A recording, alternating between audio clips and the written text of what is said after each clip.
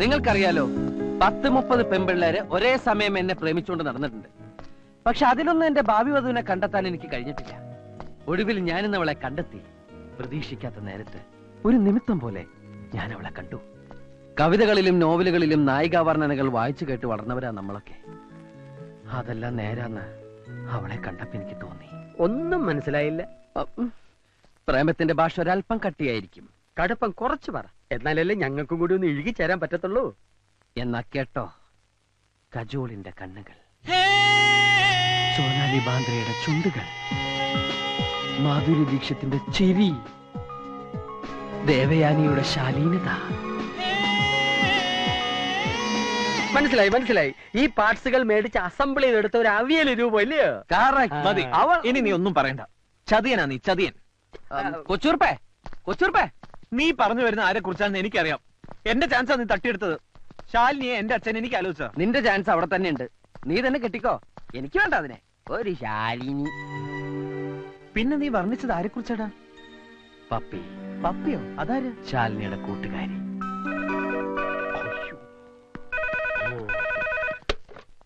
Hello, Lathika. ഞാൻ മരിച്ചു എന്ന് പറഞ്ഞേക്കൂ. അനിയൻകുട്ടി മരിച്ചു.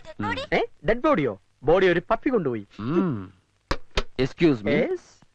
ഇന്നു മുതൽ ഈ കുന്ത്രാണ്ട താനെടുത്തു. ആ നമ്പറുകളൊന്നും എനിക്ക് വേണ്ട. ഞാൻ എന്റെ പഴയ ലൈഫ് ഉപേക്ഷിച്ചു കഴിഞ്ഞു. മാത്രമല്ല എന്റെ പപ്പിയെ മനസ്സിൽ പ്രതിഷ്ഠിക്കുകയും ചെയ്തു. കൊച്ചൂർപ്പേ, പ്രതിഷ്ഠ കഴിഞ്ഞു. ഇനി പൂജ എന്ന് തുടങ്ങും. എല്ലാം തുടങ്ങിക്കഴിഞ്ഞു. ഒന്ന് കണ്ടപ്പോഴേ എത്ര പ്രേമാണെങ്കില് ചെന്ന് കാര്യം പറഞ്ഞൂടെ? പറയാമായിരുന്നു. പക്ഷെ നിന്റെ ആ ശിഖണ്ഡി എല്ലാം തൊലച്ചു. അവൾ എന്നെ പരിചയപ്പെടുത്തിയത് എങ്ങനെയാണെന്നറിയോ? ഇതാണ് എന്നെ കെട്ടാൻ പോണ ആളെന്ന്. പിന്നെ ഞാൻ എന്തു പറയും? ജയിലിൽ കിടന്ന പാമ്പിനെടുത്ത് സഭ്യത. ആ ശരി, പറയണില്ല. ആ മേനോന്റെ മോള് പാരയായില്ലേ? എന്റെ പ്രേമം തടസ്സപ്പെടുത്തുന്ന ഏത് പാരയും ഞാൻ തകർക്കും. അതിനുശേഷം ഞാൻ എന്റെ പപ്പിയെ വീഴിക്കും, പ്രേമിക്കും, കെട്ടും. എന്റെ കൊക്കിന് ജീവനുണ്ടെങ്കിൽ ഇത് നടന്നിരിക്കും. അല്ല, നീ നിന്റെ കൊക്ക് ചത്താല് നടക്കുകയല്ലേ? ആ കൊക്കല്ല, ഈ കൊക്ക്. കളിയാക്കിക്കോ, കളിയാക്കിക്കോ. എന്റെ കയ്യിൽ ഒരുപാട് നമ്പർ ഉണ്ട്. അതിലൊന്ന് ക്ലിക്കായാൽ ഞാൻ പിടിച്ചങ്ങ് കേറും. അങ്ങനെ അവളെ ഞാൻ സ്വന്തമാക്കും.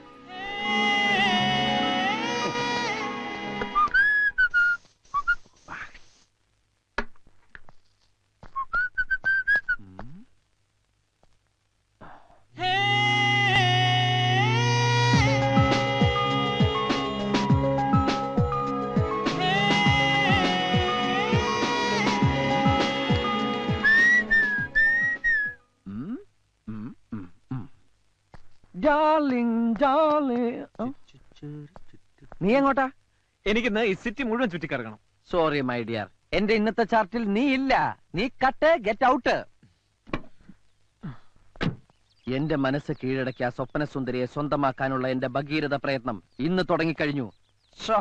First preference to my Pappi. എന്നിട്ട് ഞാൻ നിന്നെ എവിടെ വേണമെങ്കിലും കൊണ്ടുപോവാം, എത്ര വേണമെങ്കിലും ചെലവ് ചെയ്യാം. തൽക്കാലം നീ ഒറ്റയ്ക്ക് പോ. ഒറ്റയ്ക്ക് പോയാൽ ഭാഷ പഠിക്കാം, വഴി പഠിക്കാം. Okay, bye bye.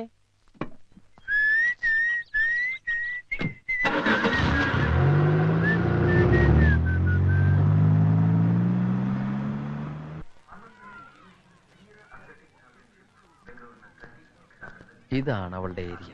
ഇനി ഫ്ലാറ്റ് നമ്പർ കണ്ടുപിടിക്കണം. വാച്ച്മാൻ ನಮಸ್ಕಾರ. ഈ പപ്പി ഏത് ഫ്ലാറ്റില? ಓ ಪಪ್ಪಿ. ആ പപ്പി പപ്പി ತಗೊಂಡ್ ಬರ್ತೀನಿ. ടെൻഷനായി. എങ്ങനെയാ തുടങ്ങാ? ചാടിക്കറി ഐ ലവ് യു എന്ന് പറഞ്ഞാലോ? അയ്യോ വേണ്ട വേണ്ട, അത് ഷോക്കാവും.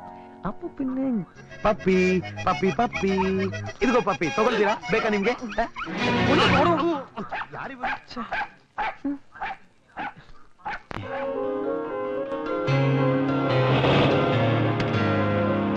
പപ്പി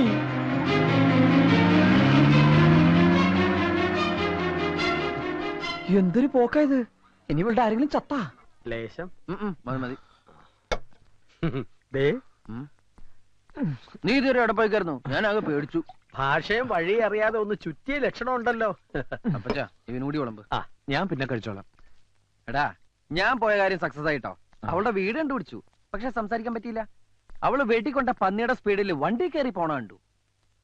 അല്ല, നിനക്കെന്താ പറ്റി? പറയുടെ എന്തുണ്ടായേ? ഇന്ന് രാവിലെ ഇവിടുന്ന് കുറച്ചങ്ങോട്ട് നടന്നപ്പോ ഒരാൾക്കൂട്ടം, ഒരു സ്ത്രീ വണ്ടി ഇടിച്ച് കിടക്കുന്നു. ആണോ? എവിടെയായിട്ട്? എന്ത് ജംഗ്ഷന്? ആ, മെജസ്റ്റിക് ജംഗ്ഷൻ. കുറച്ച് പ്രായമുള്ള സ്ത്രീയാ.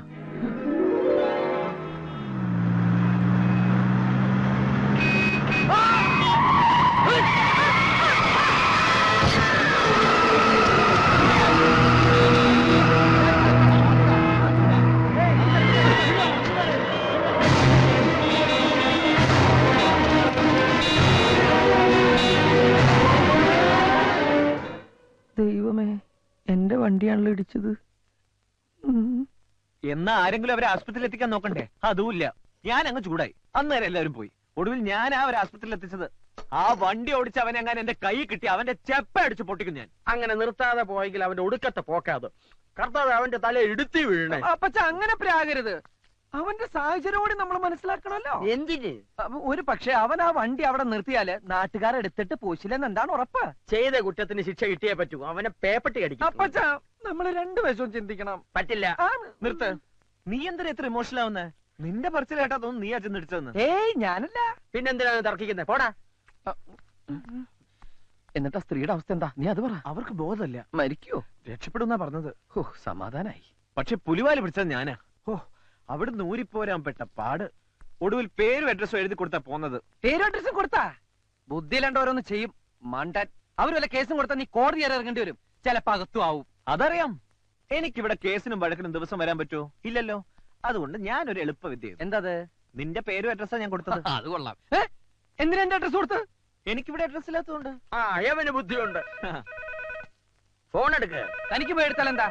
നീ പെണ്ണ് കേസുകൾ വിട്ടതോടുകൂടി ഫോൺ എടുക്കാനുള്ള എന്റെ ഇൻട്രസ്റ്റ് പോയി. ഹലോ. ഹലോ, 68668887 ആണല്ലോ. അനിയൻകുട്ടിയാണോ? അതെ. ഒരു പാവ സ്ത്രീയെ വണ്ടി അടിച്ച് ഹോസ്പിറ്റലാക്കിയിട്ട് അവിടെ സുഖിച്ചിരിക്കാന്ന് താൻ കരുതണ്ട. വണ്ടി ഇടിച്ച കേസാണോ? അതെ. ആഹാ, അനിയൻകുട്ടിക്ക് കൊടുക്കാം. ഹലോ. നിങ്ങളെ ഞാൻ വെറുതെ വിടുന്നു കരുതണ്ട. എന്റെ ആന്റിക്ക് എന്തെങ്കിലും സംഭവിച്ചാ കൊലക്കുറ്റത്തിന് നിങ്ങളുടെ പേരിൽ കേസ് കൊടുക്കും ഞാൻ. Hello hello. കട്ടായി.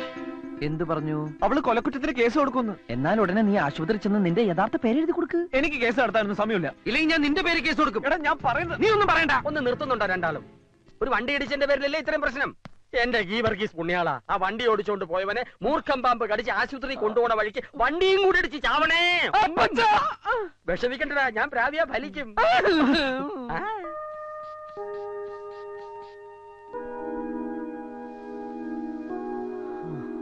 BP normal. She's all right. ഇനി പേടിക്കാനൊന്നുമില്ല. മോളെ, ആരാ ആന്റി വണ്ടി ഇടിച്ചത്? ആളെ കണ്ടാ തിരിച്ചറിയോ? മോഹം അത്ര അങ്ങ് പിടികിട്ടുന്നില്ല. വണ്ടി ഇടിച്ച ആള് തന്നെയായിരിക്കും ആന്റി ഇവിടെ എത്തിച്ചതും എന്നെ വിളിച്ച് അറിയിച്ചതും. ഞാൻ ആളെ വിളിച്ച് ശരിക്കും ഫയർ ചെയ്തിട്ടുണ്ട്. എന്ത് അബദ്ധമാ മോള് കാണിച്ചത്? ആ കുട്ടി കാരണമാ ഞാൻ ഇപ്പൊ ജീവനോടെ ഇരിക്കുന്നത്. ആരും തിരിഞ്ഞു നോക്കാതെ പോയപ്പോ എന്നെ ഹോസ്പിറ്റലിൽ എത്തിക്കാൻ ആ കുട്ടി കാണിച്ച ധൈര്യവും സ്നേഹവും സ്വന്തക്കാര് പോലും കാണിക്കില്ല. നന്ദി പറയേണ്ടടുത്ത് ചീത്ത വിളിക്കുക. Sorry aunty. സോറി എന്നോടല്ല, ആ കുട്ടിയോടാണ് പറയേണ്ടത്.